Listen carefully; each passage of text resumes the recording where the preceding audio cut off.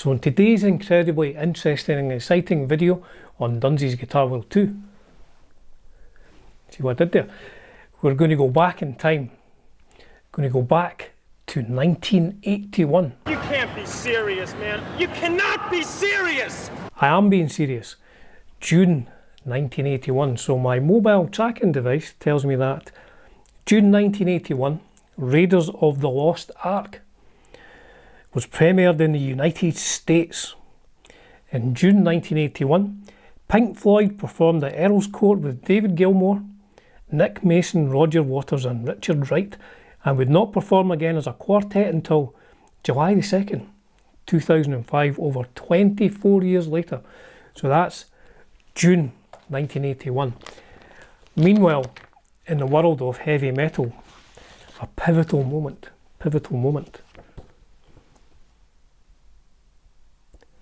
Kerrang! Issue 1, Sounds Heavy Metal Special.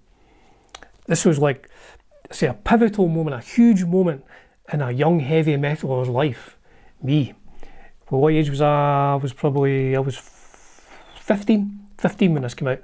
So myself and friends we've been buying Sounds and stuff like that.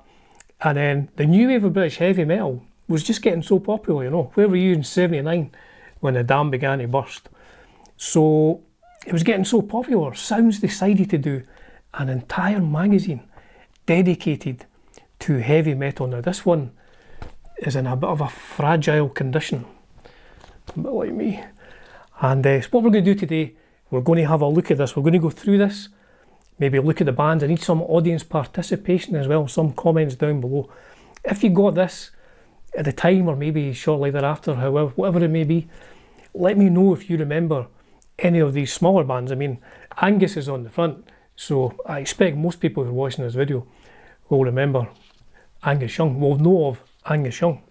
So what I'll maybe do is I'll maybe take some photographs of this and we'll talk through it, talk through the important parts, and I'll maybe play some snippets of music as well, because this channel isn't monetized. Sorry for fixing my glasses again. This channel isn't monetized, so I'm not going to lose any money from doing this. So what have we got here? We've got Paul Chapman, who's sleeping through the surrounding megawatt mayhem. We've got Ozzy showing his bare bum. I'm not sure if you're still allowed to do that on the internet. I don't want to get cancelled. Ozzy showing his bare bum. We've got somebody in my door. I think it's just the postman. Please do focus. I'm going to try and do these videos without any fancy editing. We've got Do or Diet. So we'll try and go on to some of the bands. Black. Who's this? Black Axe. Surprisingly, Black Axe. What does it say? If there's one thing I truly detest is when an audience stands back, sneers at a band, and seems to say, "Come on then, impress us." Yeah, I'm kind of the same. Surprising as it may seem, this is not something exclusive to Britain's blasé, gig-saturated capital. No, you even find it in the supposedly warm and receptive northeast, and it's a kind of situation Black Axe have to endure at the Sunderland Mayfair this Friday night. Black Axe. There's Simon Sparks playing his Gibson Flying V. Now I think, did Black Axe, they became Wolf. What was their song? Edge of the World. That's one of my favourite new wave of British heavy metal songs. Edge of the World. Maybe put a wee clip in. I know I said I wasn't going to focus. I said I wasn't going to edit this, but maybe I'll put a picture of the band and maybe like a clip of Wolf, Black Axe, playing Edge of the World, because it is an album classic.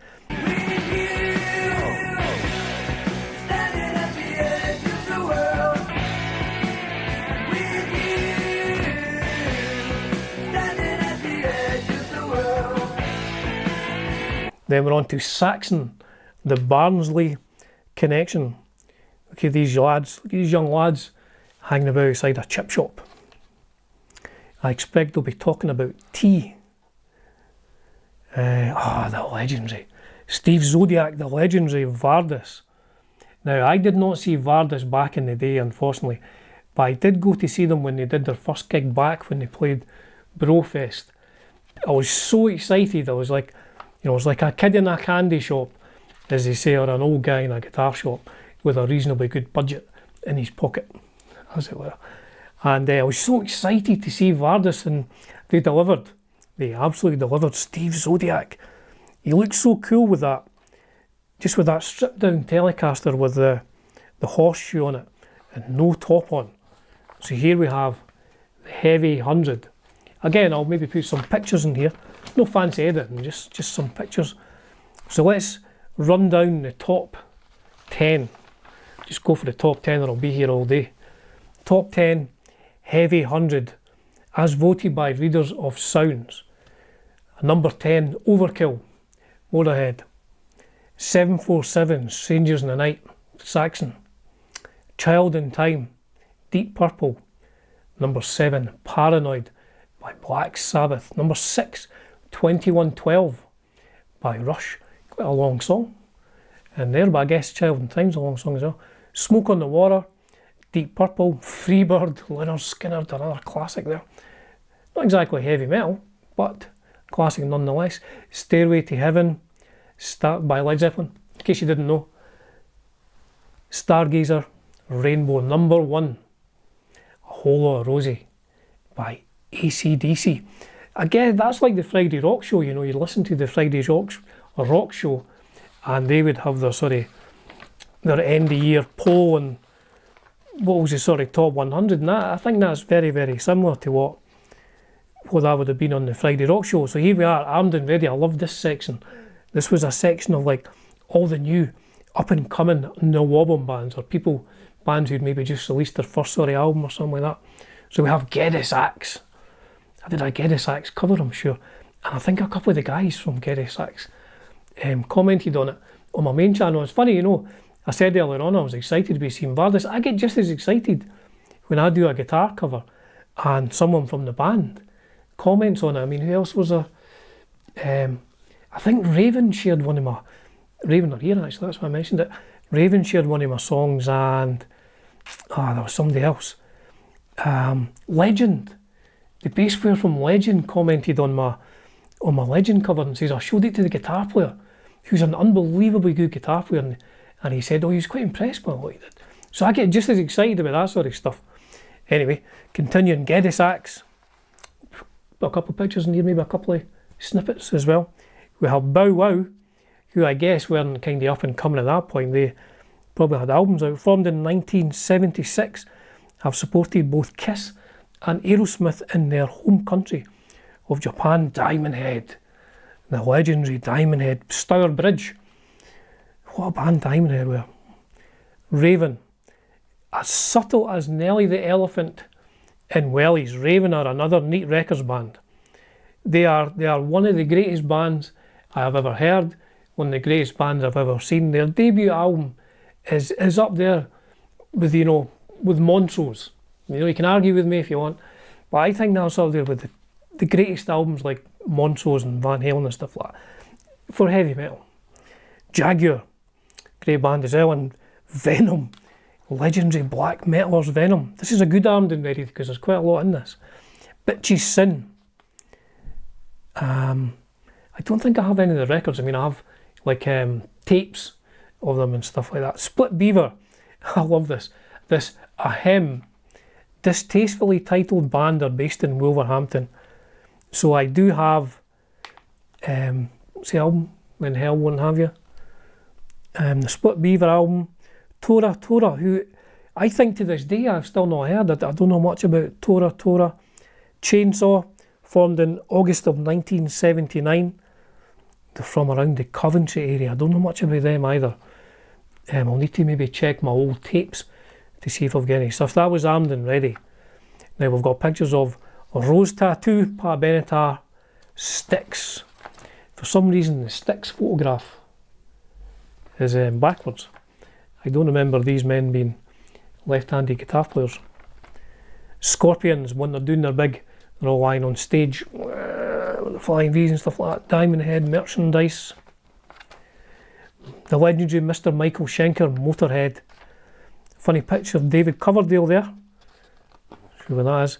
And then the Nuge, We have the Motor City Madman. Now I think he's wearing something underneath his Gibson Birdland. Hope he is, because like I say, I don't want to get cancelled. I think he's wearing something underneath there. And then we have Gene Simmons. Now that is not real blood. So if there's any YouTube things looking at this, that's not real blood. That's just pretend, fake blood. Then we've got some pages missing. I think I must have taken a poster out here. I think there's maybe a Zeppelin poster that I took out. So we've got Zeppelin in black and white there, early days, with a Page and he's Dan Electro. We've got Support Your Local Heavy Metal label, and we have One in a Crowd, the Handsome Beast. When you visit a rock club and you're one in a crowd, does it make you feel good, baby? It's dark and it's loud. It'd be fair to say that people don't write those kind of lyrics anymore, those classic new wave of British heavy metal lyrics. And then look at this picture. Or look at these two pictures. Look at this picture. Two sadly missed musical legends. Tonka and Pete Way. Man, I absolutely loved the Pete Way, Paul Chapman era of UFO. Well, Pete Way was always in UFO. But, apart from when Tommy M joined the band. The Paul Chapman era of UFO was just, it was pivotal, which I've said a few times in this video, pivotal in my musical upbringing, when we heard those albums from No Place to Run, The Wild, The Willing and the Innocent, Mechanics and Making Contact, it was like, man, these are just great. And the riffs were kind of not as difficult perhaps as previous stuff, and I could play a couple of them. I could play We Belong to the Night, and I was like, I want to do this. I want to be in a band that plays songs as good as that. So there we go. Is that a Ross Halfin photograph? I don't want to get done for copyright either, so I hope not. And then with Pearly Gates, Billy Gibbons, one of my favourite guitar players. Texas, the American state where men are men and women are glad of it. So if it's time, folks, if it's time. And then we have a picture of Geezer Butler wearing some kind of funny shoulder pads. Strange. Could be a Ronnie James Dio there. Frenzied Footwear Fetish. That could probably be like an OnlyFans site these days. Frenzied Footwear Fetish. Nuts in May. Get it. Which means get it. It's not as if Saxon label mates Rage weren't embarrassed enough when they were forced to admit that in an earlier incarnation they were known as Nuts. But now Kerrang makes the band cringe further by reminding them of what they actually looked like before they found their true Lewis leathered vocation. So that's Nuts and Rage. I remember the second Rage album, Nice and Dirty. I'm not going to show that picture here because that will get me banned from the internet in 2024. Then we have another classic. There are two classics here. I was speaking to Mr. David May about Wild Horses last week in my interview.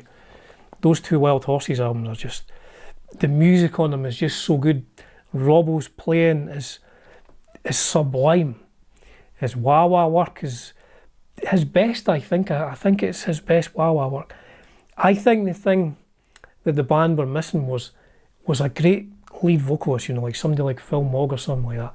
I think if they'd had somebody like Phil Mogg singing, I think they would have been, a huge band.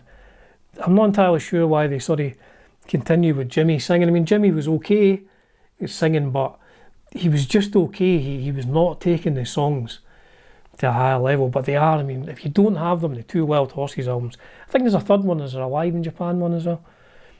Please do seek them out. And secondly, Trust. What a band, Trust are. Just such a good band. With a Gibson Melody Maker there, I think part of my big interest in Gibson Melody Makers came around because Trust were using them. We have Graham Bonnet, or Bonnet, much maligned at the time for his short hair and his sort of slick black look, but what a voice. And here we go. My apologies to my friends Alistair and Stuart, but at the top we have Venom, but it's a different Venom, And at the bottom we have the Flash Bomb Fever of Silverwing. So Venom became, they become rocks, I think. Venom became rocks. So again, because this is quite bright, I'll put some pictures in. I absolutely love Silverwing. It's one of my favourite bands. They were just great. It's great. And then we have some Strictly for Connoisseurs. I quite like this. Focus. I quite like this Strictly for Connoisseurs thing because you could see bands that you'd never heard before. They've got Black Oak, Arkansas, Raunchin' Row Live, which I think I got, and I don't think it's very good. Other stuff, the MC5, Purple Family Tree, Blackfoot, who 1981, who did the tour in 81? Did the tour of the Scorpions? 82 they came back and toured, they were headlining. April 1982 they played the Playhouse with Samson. And then we have, I mentioned Montrose earlier, we have the late, great Ronnie Montrose. And then we have an advert for A to Z, No Fun After Midnight. And then we have the Metal Mastermind, 75 questions, specialist heavy metal and hard rock questions. I don't think I'll go through all them just now. And then we're on to the back page. See, this is just hanging in there no more. It's an old magazine. We've got another, the late, great Kelly Johnson. Man, I love Girl School. It's funny, the longer you do this, the kind of sadder it gets when you're looking at these old magazines and going to Brofest as well. I thought that, all these bands I'm seeing and looking at these old magazines from the early 80s, and the amount of people who are no longer there, who've sadly passed away. So I don't want to get in a downer. This was just a video about the first Kerrang issue 1. It's a pivotal moment in a young heavy metaler's life. I think it was a monthly to begin with, and then became bi-weekly, and then weekly. I think I've still got the first 100 anyway. I've still got the first. So I'm maybe going to do a series just looking through these. But I'd like to know, all these bands I've mentioned and any sort of clips I've played of them and stuff like that. Do you remember them at the time? Like, do you remember Black Axe? Do you remember them at the time? Did you see Blackfoot, Sporting the Scorpions, Vardis?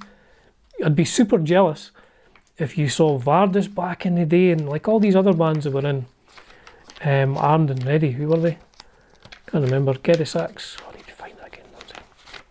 See, I'm going to try and not edit these videos. It's just a stream of consciousness, a stream of unconsciousness.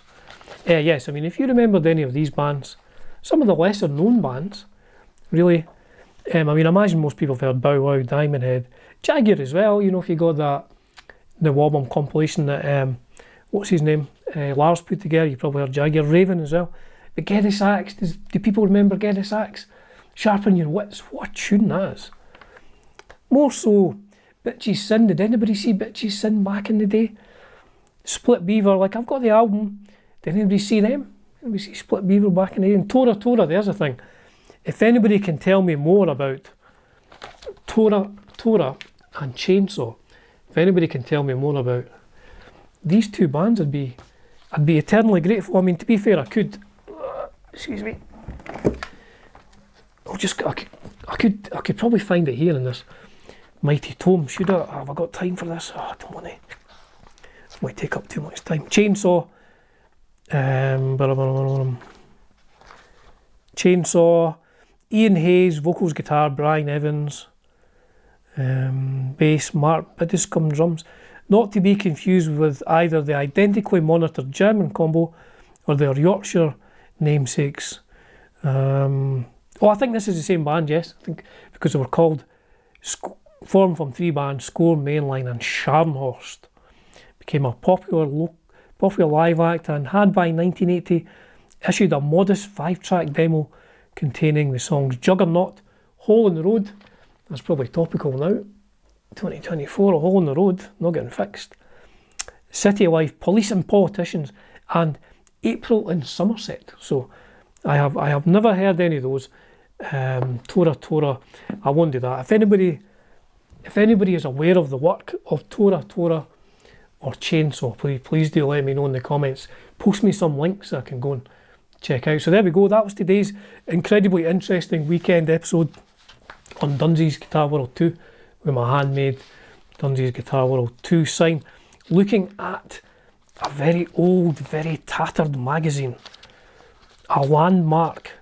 I'm not going to say pivotal again because I've said it about 4 times. If I can, there's page 1. A landmark in heavy metal history, June 1981. A rather tattered copy of Kerrang! Issue 1. So I appreciate you taking the time to tune in, hopefully sticking with me for 20 minutes or something. Thanks folks, have a great weekend, have a great start to next week, and generally enjoy yourself. Cheers for now.